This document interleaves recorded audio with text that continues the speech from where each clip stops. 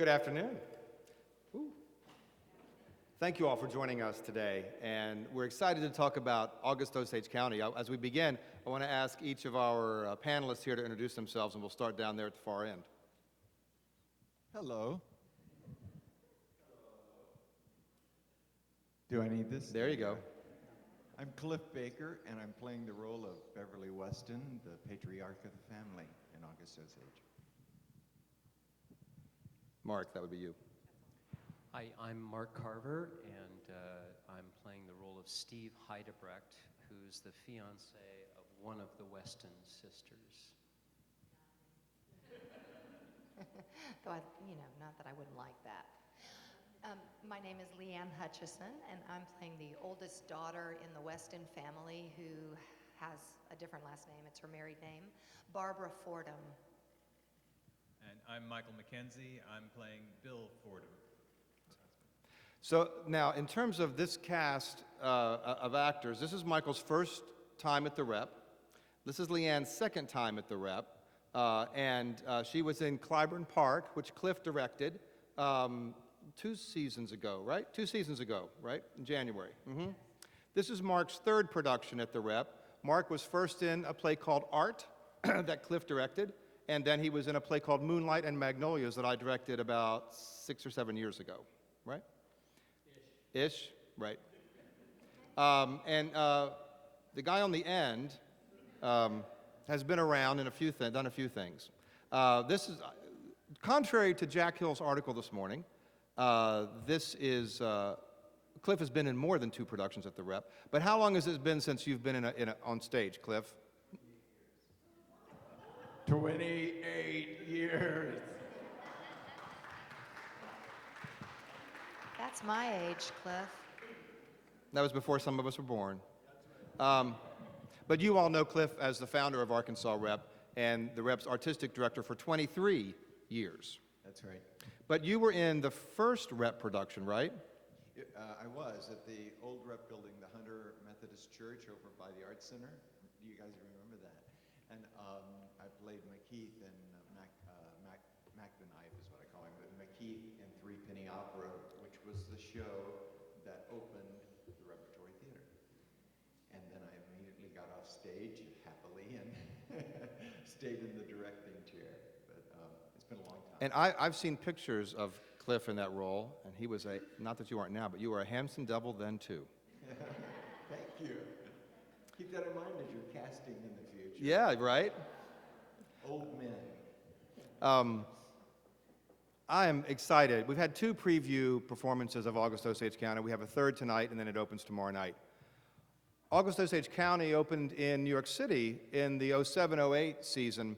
It was a product of the Steppenwolf Theater Company in Chicago, and many of you, I'm sure, are familiar with the kind of work Steppenwolf has done and the kind of actors that have been created out of the Steppenwolf Theater Company, like Gary Sinise and John Malkovich, and their reputation as creating gritty American plays really is carried quite successfully with this production that Tracy Letts wrote. Tracy Letts was a member of the Steppenwolf Company, and they have a loose relationship of artists that work as playwrights and actors and designers, and they have quite a bit of real estate in Chicago and work out of several theaters.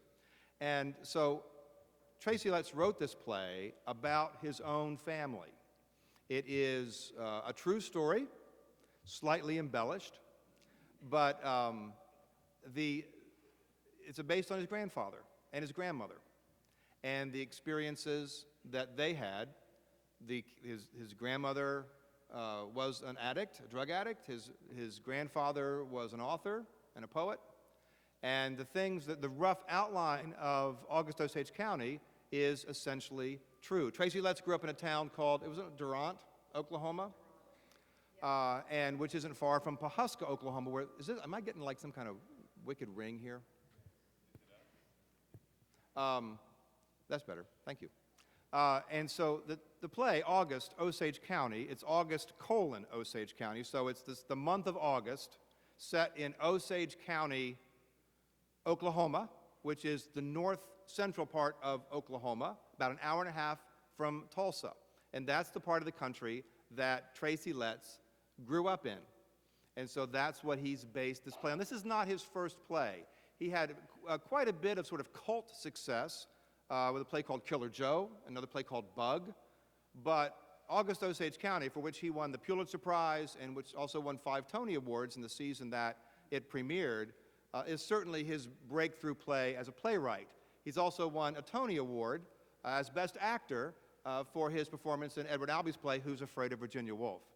Which is, I think, interesting, ironic, maybe not ironic, but that if somebody had to ask me to characterize August Osage County and sort of the through line of American writers, you know, if you look back and you think, okay, Eugene O'Neill's kind of the grandfather of American playwrights, and you take that and continue that trend line along, I would say August Osage County is O'Neill's Long Day's Journey into Night.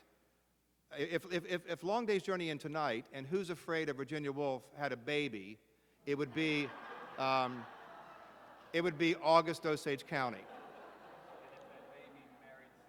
Right, and if that baby married Sam Shepard, right, Can't yes. wait to come, Ken. You just can't wait to see that. I saw the play when it opened in New York, and I was first attracted to its incredible humor. Because it wasn't funny for the sake of being funny. It told the lives of these damaged, desperate, passionate, angry, caring people. And we lived their life in this home that they've lived in for a generation. And yet the playwright tells this story with such biting humor that you can't help but find yourself laughing throughout the play. And then you stop and think to yourself, why am I laughing at this? This is terrible and so funny. So when I saw it in New York, right after it opened, I immediately, and Cliff and I are uncertain if we saw it together or not, which is not a comment on our state of mind, but rather we just can't remember, because I think we did too. But the second time I saw it, I took my kids. Now, I'm not saying you should take your kids to see August Osage County, and it probably is a commentary about my parenting skills that the only play I've taken my children to in New York is August Osage County. I haven't taken them back to see anything else. But they were a little older. They weren't children. But that says something about how moved I was by the play. Arkansas Rep has had the rights to August Osage County for 4 years. We've never sat on the rights for a play for 4 years ever before. I got the rights 4 years ago when it was first released. Selfishly, I wanted the Rep to be the theater company in Arkansas that first produced August Osage County, because I felt passionate about it and I felt protective about it, and I felt like it was a play that the Rep should be doing. At the same time, there are challenges in the play. It's long, and it has a lot of profanity in it, and it has very adult situations, and some audience members find that off-putting. And so I knew that it would be what we would consider at Arkansas Rep a risky play. Now, in other theaters and around the country, it wouldn't be considered a risk at all, and it's been done all over the country. But we kept the rights, and we paid for the rights for 4 years in a row until I felt the time was right for us to do August Osage County. And there were a lot of reasons. If I put on my producer hat, I say that in a season when we're doing Elf and Mary Poppins, I can take a risk and do August Osage County. And no, purely that's because those two shows sold a lot of tickets. And so we had some protection financially. And that's my responsibility as a producer, to make sure the Rep thrives fiscally. As the artistic director, I've been dying to do this show. I felt like the time was right. That I believe Arkansas and Little Rock is absolutely ready. And you know, there's the whole issue of the movie. Now, the movie is a double-edged sword.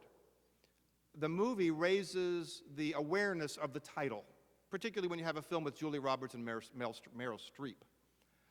On the other hand, the movie wasn't terribly well received. It wasn't a bomb, but it wasn't a big success. And so we're always, you know, whenever there's a new play coming out and a film that comes out about it, sometimes the film is very successful, and that helps promote a show, and it helps sell tickets. Sometimes when the film is not terribly successful, it plays against that trend. And so, we just had the film not long ago, and the film is not funny, and it's dark, and there's amazing acting, and I'm not being critical of the film, but I don't know, after seeing the film, your first thought is, I can't wait to see this play. And so it's our job to not only talk about the play, but to also say it's not the movie. This is a play. Some plays translate into film beautifully. Some plays don't. Some plays demand to live on a stage. Some plays are so big and the ideas are so passionate that they can't be captured in the passive frame of a film where nothing that you as an audience member can do will change what happens on that screen. But in the theater, where the art comes alive when an audience and artists come together in a shared space, this is a play that demands to live in that space. This is a play whose full humor and life and passion can only be experienced on stage. And so that's why we wanted to produce August Osage County, and that's why, in my opinion, it's one of the strongest American plays I've seen in a decade, and it is a play. It's not a screenplay. It wasn't written to be a screenplay. And I know Tracy Letts is proud of the film. I know that that's one of his projects.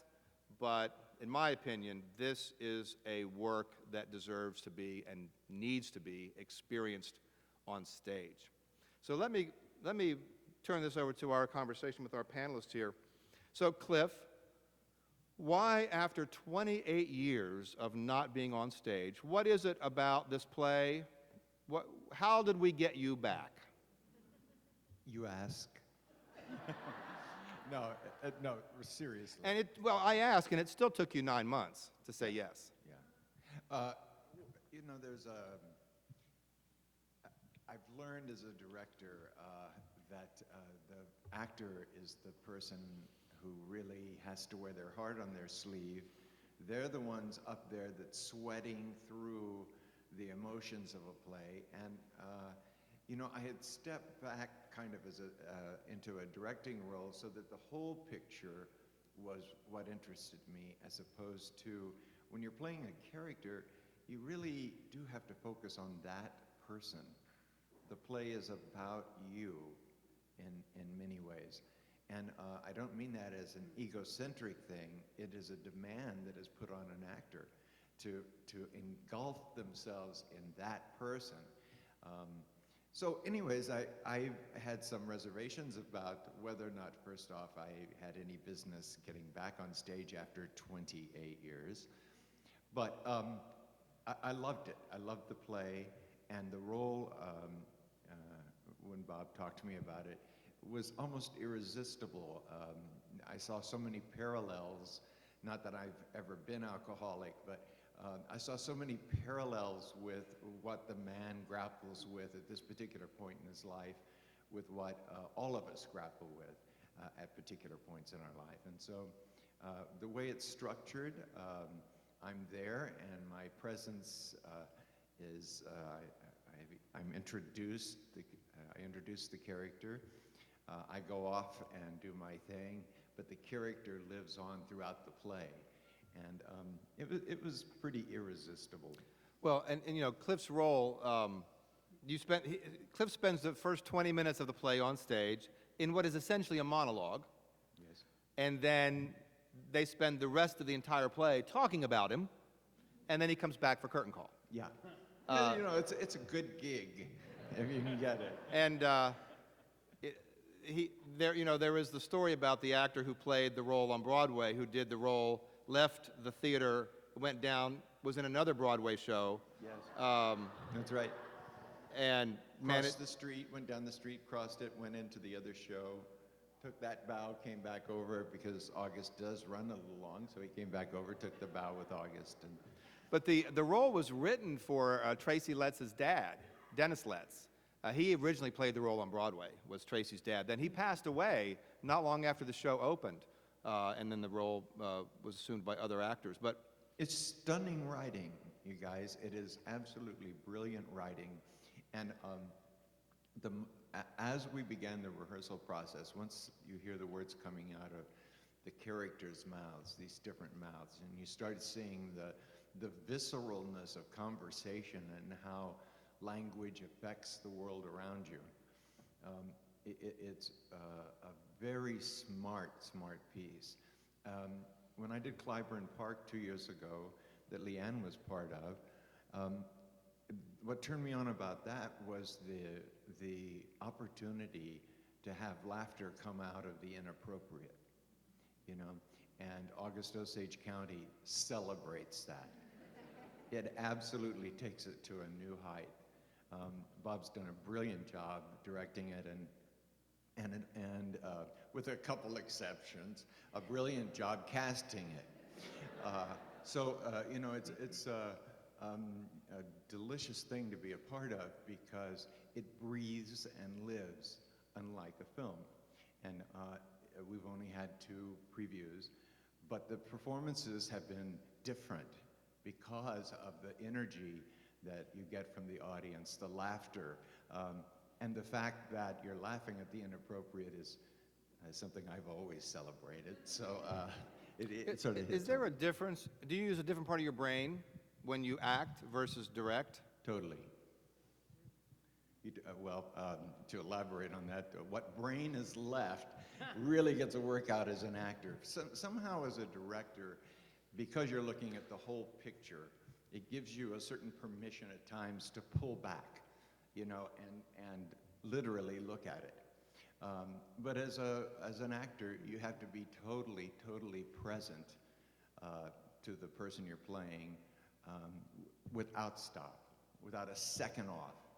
So even though it's a short scene that I do, it's intense to be up there again and be trying to be in the moment and be Beverly Weston as opposed to Cliff Baker.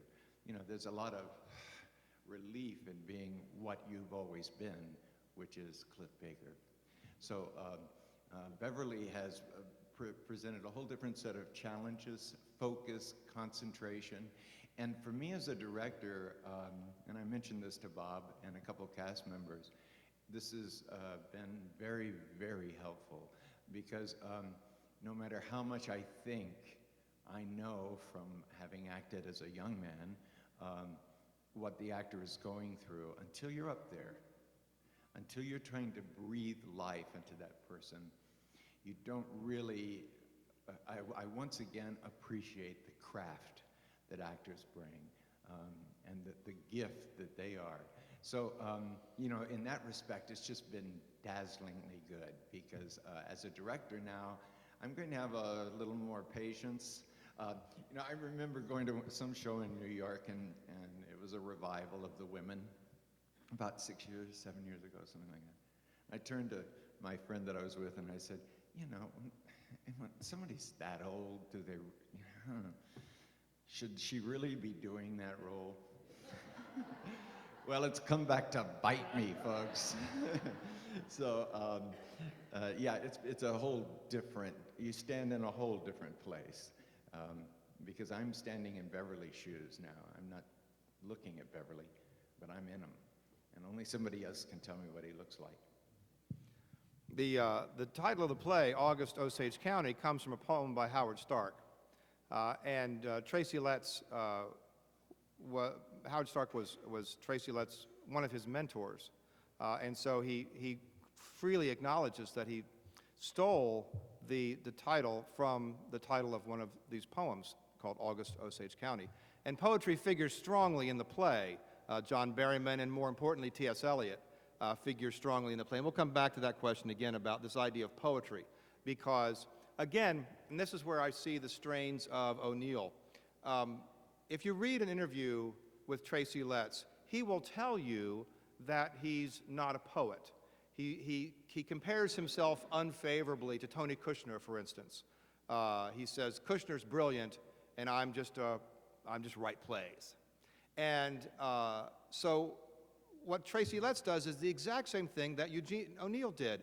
O'Neill also never was a poetic soul. He borrowed the poetry of others And there's some irony in his play, you know, that he wrote, A Touch of the Poet. O'Neill borrowed the heightened language of others to elevate his own plays. And when you see August Osage County, you'll see that Tracy Letts does exactly the same thing. He borrows the poetry of others to elevate his own plays. And he begins and ends the play with T.S. Eliot's poem, The Wasteland.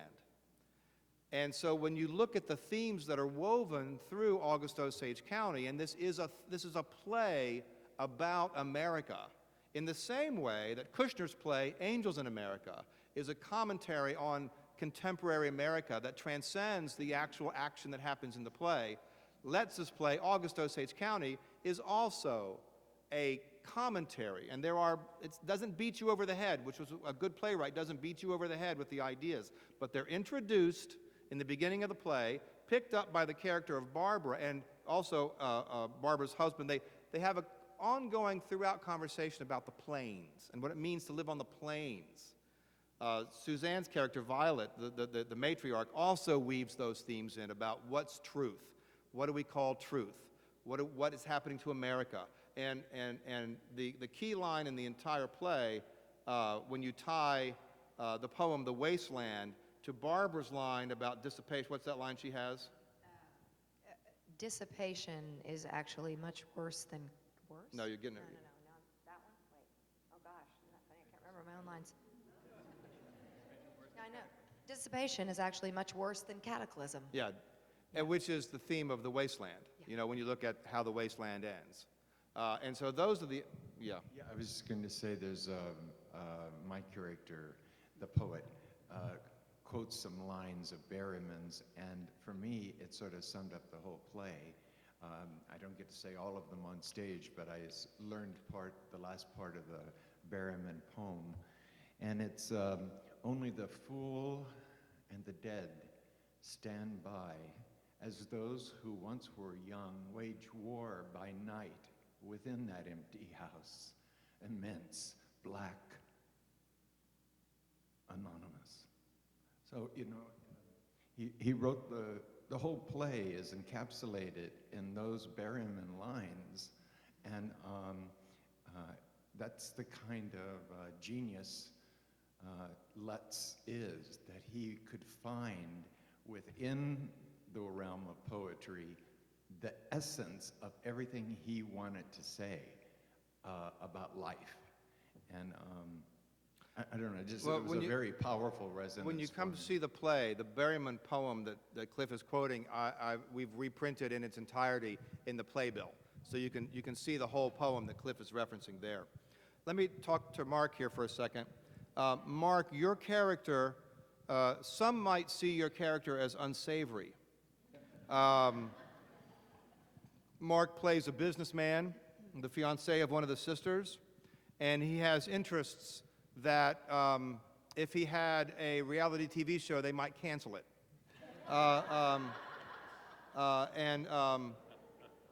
So I always like to weave in topical references to our talks here at the Clinton School. Mark, how do you approach a character that externally and as audience members we might find unsavory, but yet a character, there's the old adage, you have to honor your character. How do you approach a character that we might not want to spend time with? Well, one of the reasons I got into acting, and I didn't get in until I was probably 30 years old, but I've always been fascinated by human beings in all their shadings. And what acting allows you to do, I'm obsessed with understanding human beings and why they tick. And acting is I don't have to sit down with somebody who may be unsavory and ask them what made them do this thing. What turned you into a sociopath? What turned you into a war criminal? What turned you into a murderer? You know, and I may be one of those three things, my character, not me. But the actor, the thing about being an actor that's so great is you jump in and you say the words that the actor says, and you duplicate the actions that the person says, and you understand it. You can't judge when you're in that. You cannot judge. And of course, a lot of people think that is not human beings' job. Our job is not to judge. Our job is to respect and honor. So I find it very easy and fascinating to play unsavory people because usually when you meet a sociopath, when you first meet them, you know, they're at the convenience store, you know, buying a coffee, or, you know, they look like everyday people, and that's most of their life is probably spent. And you can't get certain things accomplished that are antisocial without being able to blend into the fabric of society. So anyway, that's a very, I'm sorry, a long-winded answer, but, and even the worst person you've ever met, which my character certainly is not, there's good things to them. There is good in even a person who does something that you don't like, and I'm very much at home with that, and especially since I've been an actor. I feel like I understand human beings a lot better. Well, you know, and it's also true. If you're cast to play Adolf Hitler, you know, you can't play evil, because even a character like Hitler had in his own mind motives that he, in his own twisted mind, thought were legitimate and right and correct. And the outcome was horrific. But when you're cast, and that's like your character, I'm not comparing your character to Hitler, but the things that you're called upon to do and say and the choices your character makes are made, A, because he can get away with it, and B, because, you know, he doesn't see it as an obstacle to, he doesn't necessarily have the same constrictions on him that other human beings might put upon themselves that would cause them not to do the things he does. Right. And it's, you know, and everybody in the whole world does something that's not right. Probably 1,000 things in our life. And yet we find ways to forgive ourselves or even rationalize it before or after.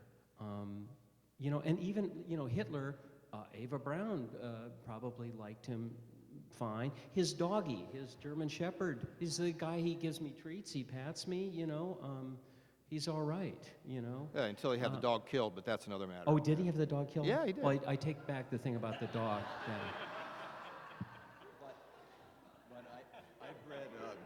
I read a collection back in the early years of the rep. An actor brought me a collection of poetry that was Hitler's. This is totally off track, Bob, but We're already there, so.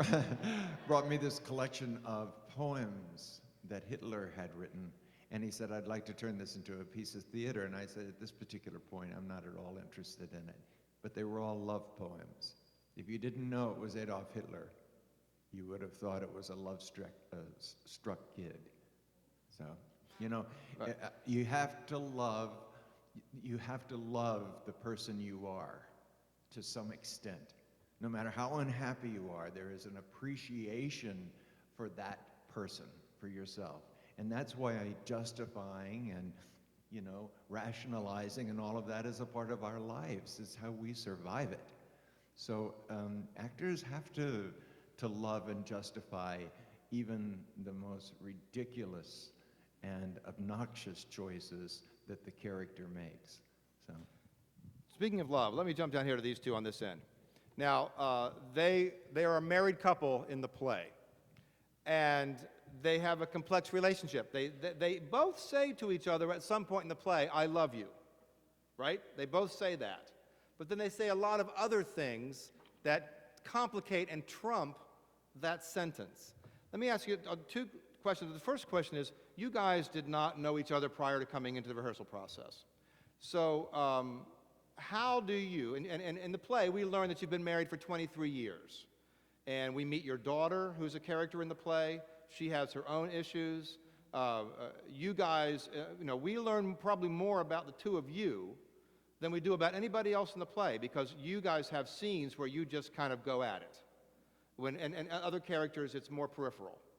How do you build a 23-year marriage in a 22-day rehearsal process? And how does that manifest itself as actors? How do you make those choices to create these characters?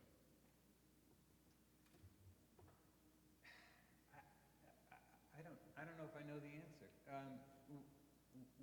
We're given the words that our character says. That's where we start. And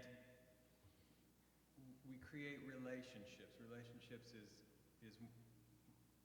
the biggest part of being on stage. Is you're on stage with other people and your relationship with them, and every you can find get hints.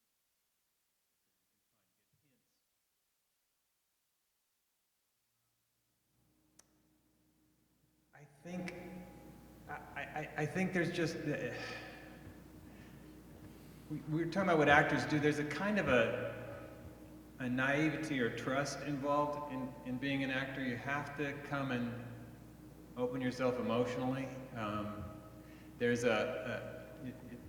in Rosencrantz and Guildenstern Are Dead, the player king, it's a deconstruction by Tom Stoppard of Hamlet, and the player king says, think of the most secret thing you've ever done, okay? I saw you do it. That's an actor's life. You're displaying this most secret thing it's anti-human. Kind of counterintuitive. Counterintuitive. That you have to open yourself up in that way and then offer it up for criticism or suggestions or gentle nudgings in another direction. And so you very quickly get close with people. Mm-hmm. Casts get very close. And we have this show is unique in that it's a family. We have this 23-year, but there's these. It's a play about button pushing, and collateral damage, and how you respond to something in a sort of heightened way because you've heard it your whole life. So you're engaging your emotions for the 8 hours a day that you're in rehearsal, and it leads you to a kind of connection with each other, honestly. Mm-hmm. Yeah, I have a couple of thoughts about that question, and the first thing that came to my mind was I'm very fortunate to have an incredible mentor in the incredible actress Olympia Dukakis, and one of Olympia's big things as an actress and an actress that she has passed on to me is a very essential question that relates to this. She always starts by saying, what do you know about this? So I agree, you look at the play, and the play has these words, and through those words and the things characters say and do, there are suggestions that are made, and then the next thing I have to do after kind of taking that in is say, what do I know about this? Because that's why my Barbara Fordham is going to be different than the first woman who played it and the second woman, and everyone's is going to be different. Because to some degree it's about where I meet the play. Me personally, my secrets, my experience, my history, right?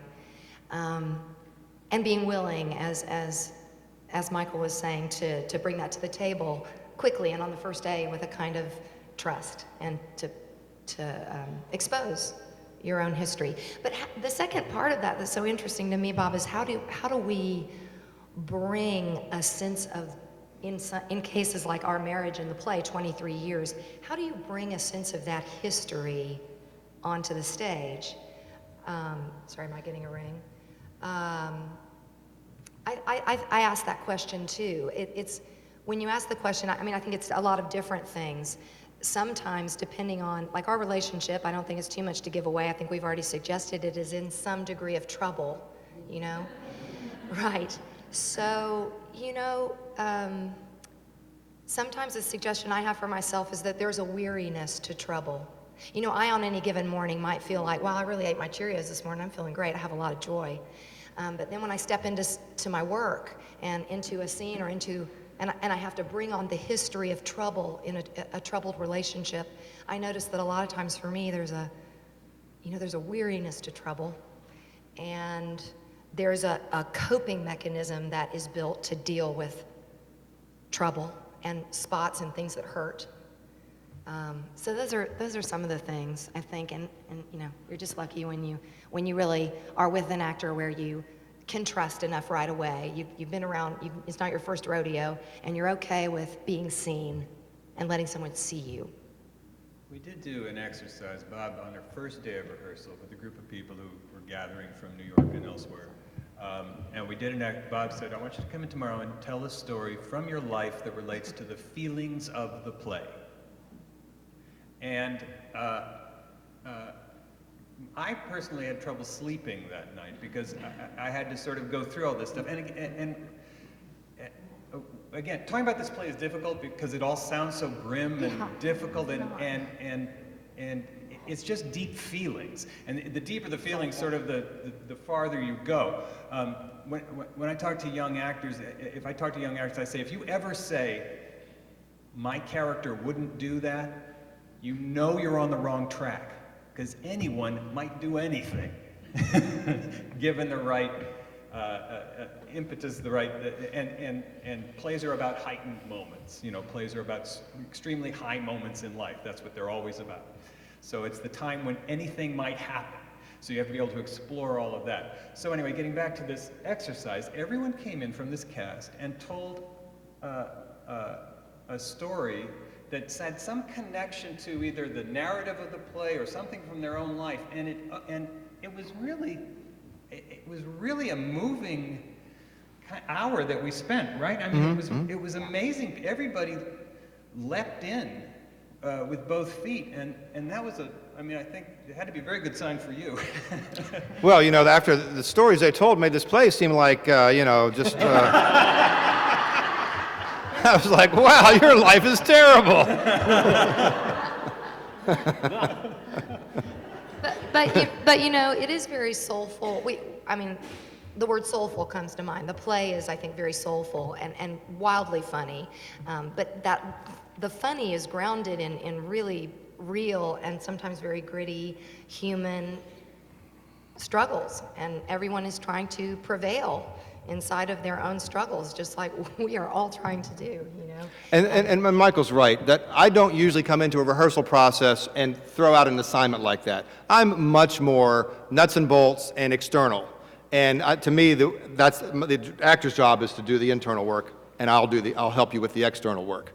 But in this instance, we had to break down barriers really fast, and with people who didn't know each other. And this play causes you to have intimacy with these other strangers you're in a room with, and so we needed to get there. And this exercise I thought was successful and helped us do that. It's an incredible cast. It's an ensemble cast of 13, and we only have 4 represented here today. But other local actors include Natalie Cannerday, who hasn't been on the rep stage in a couple of decades. Certainly not since I've been here, but you know her through a lot of her film work and through her local acting work.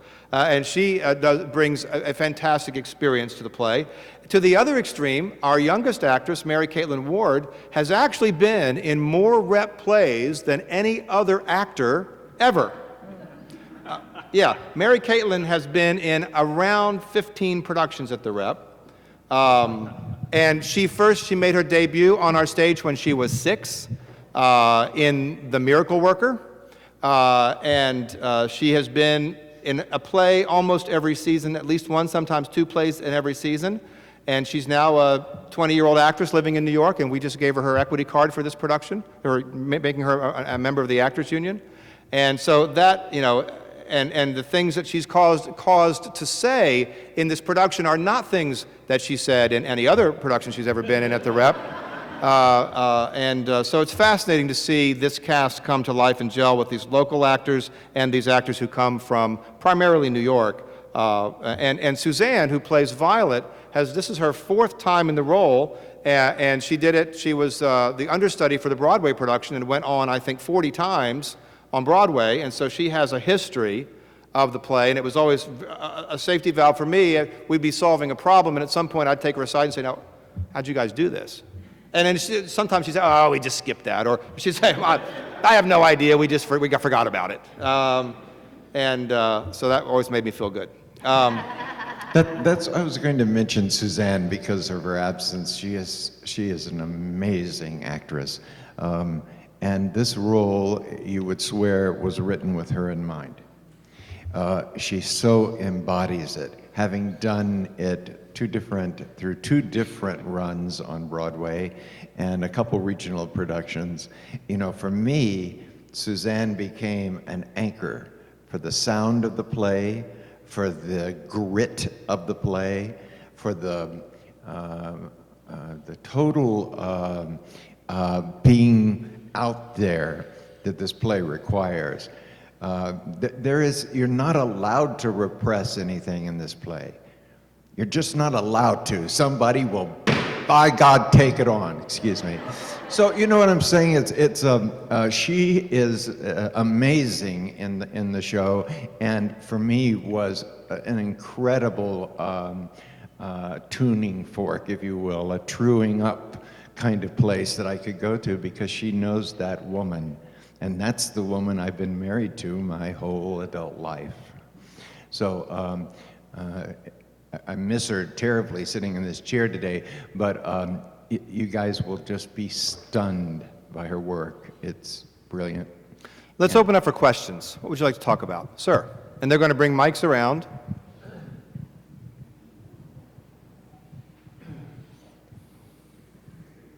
Right to your left.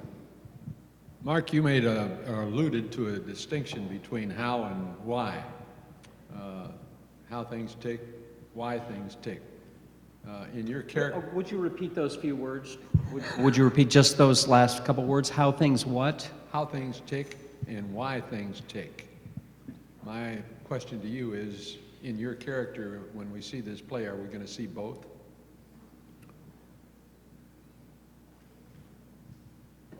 No. That's a great question. I think, if I understand you correctly, you'll see the how. The why is my secret, but maybe you'd be able to figure it out. You know, yeah. For instance, I have a tactic of charm. That's how I get what I want. I try to sell, to charm, and stuff like that. But I don't. I would call that. Oh, that is the how. Huh. No, but that, you're right. You're right. You show the how and not the why. Yeah. We never I think see the it's why. We never see the really why. Good, yeah, it's a good question. Yeah, it's a good question. What else would you like to know? Well, while you're thinking of your questions, I'm going to talk about the design of the project a little bit. The design, you know, when you come see the play, the first thing that strikes you when you walk in the room is the scope of the scenic design, just the enormity of it. It's probably, we've had more set pieces in big musicals, but in terms of a unit set, imposing structure when you walk in the room, this is probably the biggest undertaking that Mike Nichols, our resident scenic designer, has taken on. The play is very specific about its location. It writes quite a bit about the house.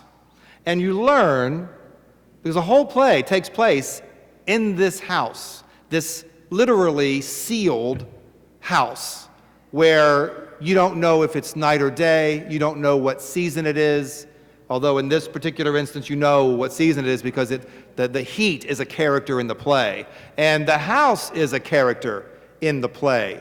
And so in talking to Mike Nichols, we worked diligently to create, it looks, when you see it, it looks like a human-sized dollhouse. It looks like you just took a real house and cut it in half and opened it up. And that's the degree of realism that the play requires, but the play also very specifically requires very distinct playing areas that happen across 3 floors. And if you've come to the Rep regularly, I can't think of another instance in recent time where we've had a realistic set that captured 3 levels. Why? Because we have a low ceiling at the theater, and we have a very high second balcony. And so just the geometry of that doesn't allow for a lot of height in our set design. So Mike was able to capture these distinct playing spaces and still give you those 3 levels, and it's, to my mind, one of the most impressive sets we've had that Mike has designed for us, just because it is, I think, a very beautiful set and a very evocative set, and it becomes a character in the play. And no set, and this Mike Nichols will be the first person to tell you this, no set looks like anything until the lighting designer sculpts the 3-dimensional space. A lighting designer's job is to sculpt 3-dimensional space and to illuminate the story and to help you understand where your eye should go. You know, when you see a film, the editor and the cinematographer decide what you're looking at. Am I looking at the face here, or am I looking at the tiger that's creeping up on me, or the axe murderer, or what have you? That's something that an editor does in a film, or a cinematographer does in a film.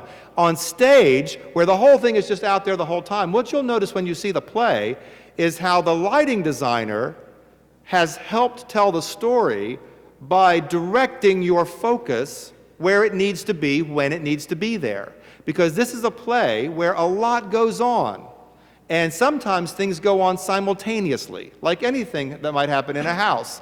Action, words, and movement happen on this stage simultaneously, and that's something that Letts has written into the script. And so Mike has given us this great universe, and then Yaya Lebetsky, our lighting designer, has then come in to sculpt the space so that you know where you should be looking as the play moves through this house. And so combined with our sound design, and the music you will hear in the production was written for the Broadway production. So it's the original score that we were able to get the rights to and incorporate into our production. And the costume design, all give these actors the tools they need and give the audience the tools they need to hear this story unfold. And you'll see also, pay attention when you're watching the play, pay attention to something we usually often ignore, which are the transitional moments. The play, again, it's very old-fashioned in that it has 3 acts and 2 intermissions, and then inside the first act and the third act, there are scenic transitions, sometimes 4 or 5 transitions within the act. That is a very old-school convention, and usually would have involved closing the curtain and opening the curtain. That's what you would have expected 50 years ago, 60 years ago. Well, we do all of those transitions happen in plain view of the audience. I'm very proud of the work our technical crew does because they are so well choreographed. It's, to me, sometimes it's so much fun to watch what in the semi-light, to watch what these guys, these men and women do in the 38 seconds they have to get a whole bunch of stuff done. And then what these actors also do, because in some of the scenes and some of the transitions, the actors are still playing characters, transitioning out of one scene, one dramatic scene, into another. So I think that the lighting design and the backstage team have collaborated so well in this context to help these actors do their best job. But I particularly wanted to point out the design work of our lighting designer and our set designer. Yes? Wait, there's a mic coming. So the playwright, Tracy Letts, is also an actor. Right. And did his career begin as a playwright or as an actor, or how did that work? Actor. Started out as an actor, he went to Hollywood. He turns up in a few bit parts in some films and some TV shows. He thought it was a soul-sucking experience, and so he came back to Chicago, was working as an actor and deciding that this was going to be his career. He didn't marry until he married one of his co-stars from Who's Afraid of Virginia Woolf, the Broadway production.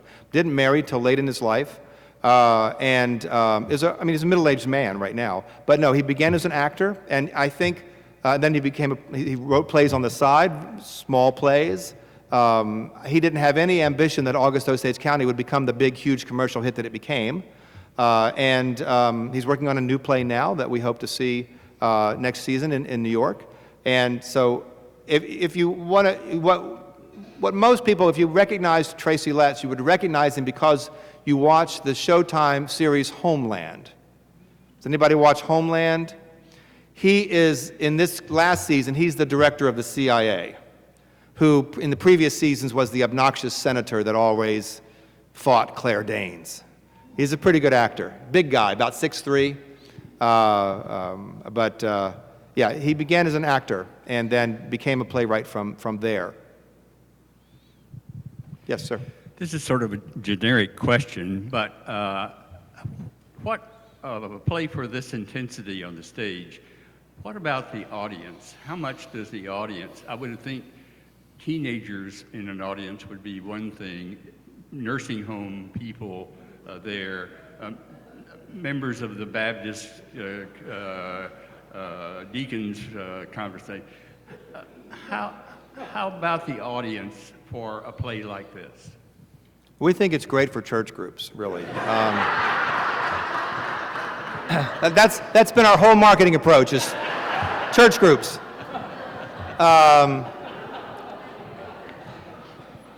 We've had 2 audiences so far, and it's always exciting for me. Last night I watched the show from the second mezz, and this is a great show to watch from this. I think it just is my insider tip. The best place to sit for this show is in the first mezz. I watched the show from the second mezz, and it works amazingly well up there too, and I was very pleased to see that. But I like to watch the audience response and how the audience responded. Now, the first night was Wolf Street Foundation. They were a nonprofit that bought out the house. And then last night was Pay What You Can night, where people paid $5, $6 to come down and see the play, which we do for every production. And we all meet after the show. And we talk mainly about the audience reaction and what landed and what didn't and what got stepped on. Because one of the things, and I want one of you guys to speak to this, how does an audience reaction influence your character or your work on stage? Because we've had 2 very boisterous, enthusiastic audiences. You guys? It's integral to the show. It's the last element that you put in. We start off rehearsal a few weeks ago and we start adding elements, and then we come into the theater and add elements. And the last element we add is the audience, because that's an absolutely integral part of doing it every night. And then very quickly we forget that there was ever a time that there wasn't an audience. I mean, an audience is absolutely just a part of doing the show. And in a show that has this much vocal reaction, we literally learn to stop talking at some point because no one will hear what we say because people are laughing. And occasionally we find out, or not even occasionally, often we find out something that is reading, that is going out in a way that we didn't know. I mean, there's a kind of an alchemy to it. There's a happy accident that you've just been sort of inside of it and talking, and then you get something. It doesn't even have to be a gasp. It can be a pause. It can be something from the audience, and you go, oh, right. Oh, yeah. Okay, cool. That's good. We learn things that we just didn't know, and you can't find out until you have an audience. And that's that whole element of the difference, of live theater. It's so much a part of it that's the finished product. And it was fascinating because a lot of it's about timing for the actors, about knowing where a laugh is going to come and then making sure that they have just the right timing to continue, or how to get a line out so that it's not interrupted by laughter and the laughter comes at the end of the line. I mean, that adjustment is what we were making over the last 48 hours with an audience. But then last night's audience, on several occasions, talked back to the actors. So that, there's one point in the third act where Mark's character is referred to as a pervert. And somebody in the audience, in the orchestra, said something about, that's right, or yeah, you are, or something. The person next to him said, yeah, he is. Yeah. And so, and there are some bombshells that come out in the play in the third act. And so you know you've got the audience when you get that collective gasp when some of these bombshells come out. Even though many people have seen the movie and they might know what's going to happen, there's still that shock of collective recognition that happens that really is, as a director, is the most rewarding thing, because you're really seeing this group of 200-300 people share the revelation of this story. And so we're very mindful of our audience and very mindful of how audiences react. It changes every performance, the way that they react. I think the show is very appropriate for teenagers if you want to have conversations with them. It is not something you would take a 13, 14, 15-year-old kid to and expect them to walk away having answers from. It would demand conversation. But I encourage you to bring children, grandchildren of that age, because it will provide a great conversation. Yeah, well, Bob is rolling his eyes. I don't want those letters. As I don't long want those as- letters. Cliff told me to bring my 13-year-old, and now I have to explain what a pervert is. Thanks, Well, man. let me tell you. I'm sending those letters to you. Let me tell you, in today's world, a 13-year-old needs to know. I know. I'm serious about this, really. It isn't appropriate for kids. But at a certain point in development, theater will be a doorway for older kids to be able to explore and learn about things in a very out front way that otherwise is behind closed doors. So I think theater changes lives, and I think it starts then. And me in my waning years, I learned something from the show. So it's pithy. It's full of juice. It's got conversations in it that need to be brought into the world, and that's why I think it won the Pulitzer Prize. Let me go over here and get Jim's question as we get ready to wrap things up. This question may reflect recent headlines, but I was wondering, Cliff, if there were any challenges for you in playing a patriarch named Beverly. I'm not sure I followed that. Beverly. Yes. No, there is lots of challenges in playing anything, and but he's a great guy. I love him, and I think he has given his all. But the thing is, he sets up something that you think is going to be just more darkness, and what you find is the darkness is lit with comedy. I'm going to grab one more question, then we're going to wrap up. And I would say, Jim, on that one, that a playwright named Tracy had no problem creating a character named Beverly. Yeah. To end on a very practical note, you've mentioned several times the length of the play. Just for preparation, how long is it? 3 hours and 10 minutes. Okay. And it'll be the fastest 3 hours and 10 minutes you've ever seen in your life. It moves very quickly, and it's the second act is shorter than the other two, but yeah, it moves very quickly. Yeah, and that's one thing our audiences have so far, just the two we've had, have really taught us, because you can hear them actually at the intermission.